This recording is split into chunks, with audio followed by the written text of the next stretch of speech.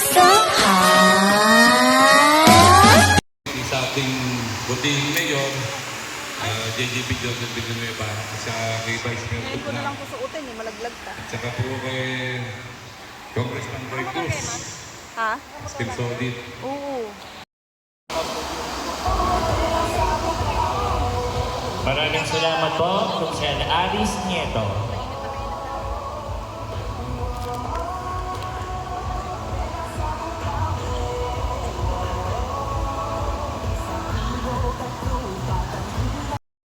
Maos. Tinatawagan po siya. Maraming salamat.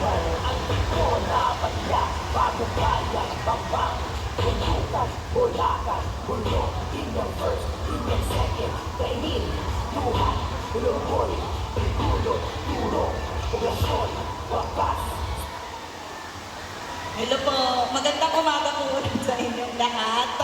Salamat po sa paanyaya ulit dito. So, hindi ko na makakabayan yung mga sasabihin ko. Pahapyaw lang po sa mga bago natin na ginagawa sa WCPD or sa Gausi po natin. So, unang-una po na kailangan natin sa alang-alang bilang tayo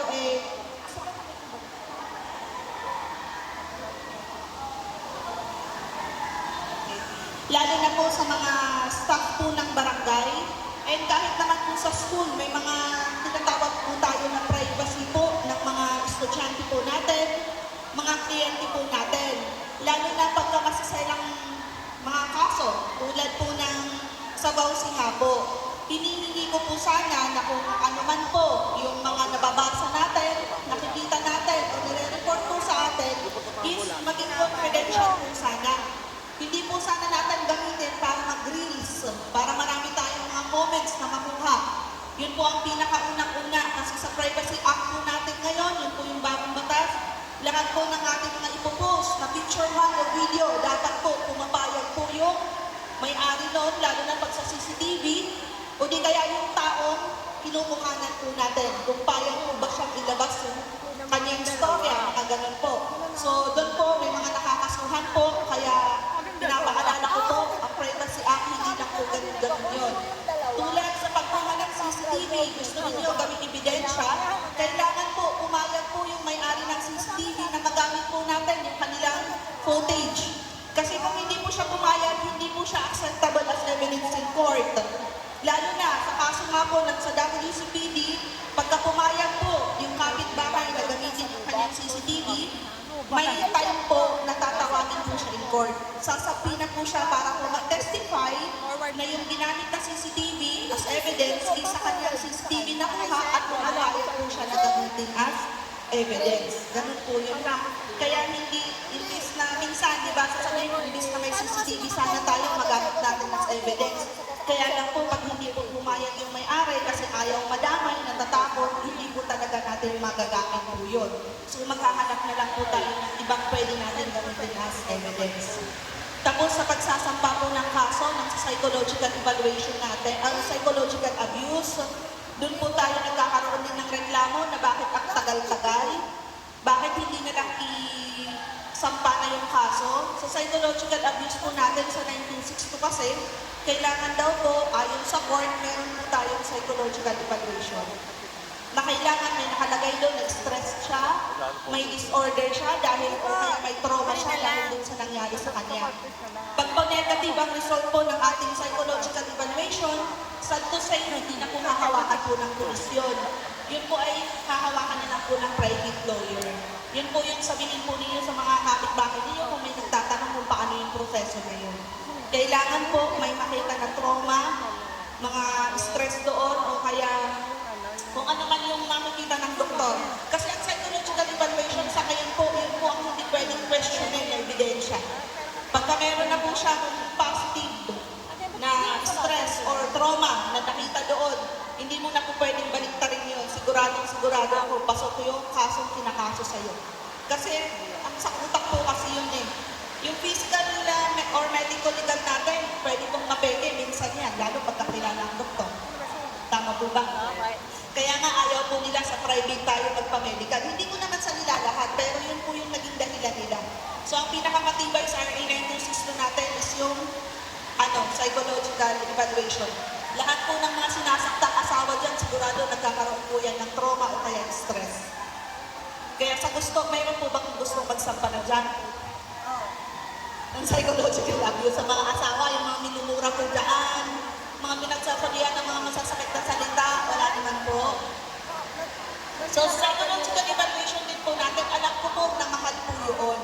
Kasi pagka nag-private po kayo, abutin po ng 10,000 to 15,000 ang babayaran. Tapos, pagka uupo po si psychologist in court, magde-testify po siya, another 5,000. Yun na po ngayon. Pero yung free naman po natin na ino-offer po ng DSWD natin na nakikipag-coordinate po sa Mandaluyong, yun po ay libre, aabutin nga lang po yun ng 4 to 6 months. Kasi once a month po ginagawa yung yung session po ninyo. So yun naman po ay libre.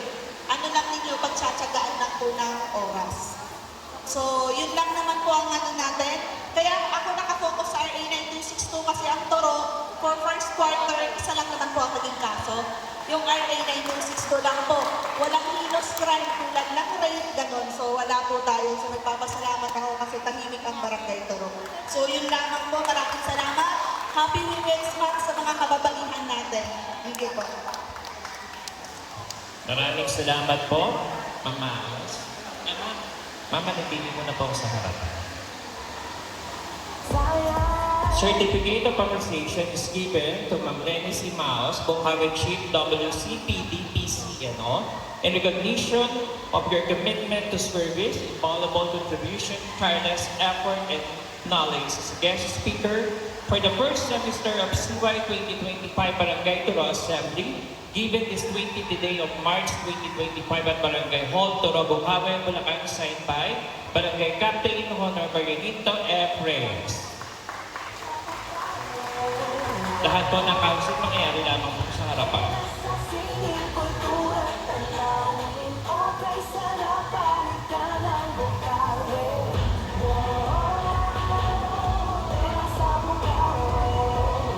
Maraming salamat po muli.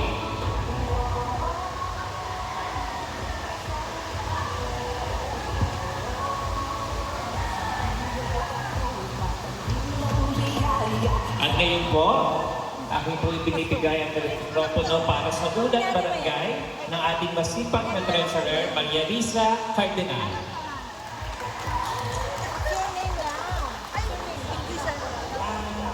Good morning po sa inyong lahat.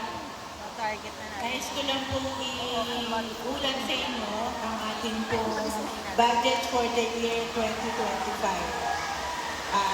Ngayon po 2025, meron po tayong estimated budget na nagkakahalaga po na 18,685,745 pesos. Ito po ay napapalooban ng National Tax Allotment, Income Community Tax, clearances,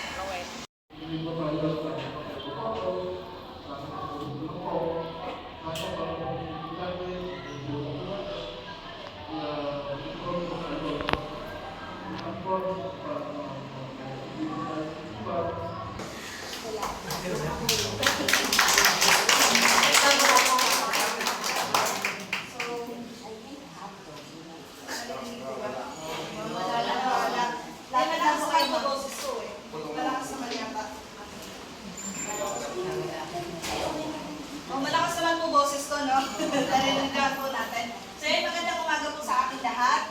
So, yun, nagbulakan naman po sa ano po ng WCPD section. Wala po kayong kaso ngayong first quarter. And congratulations.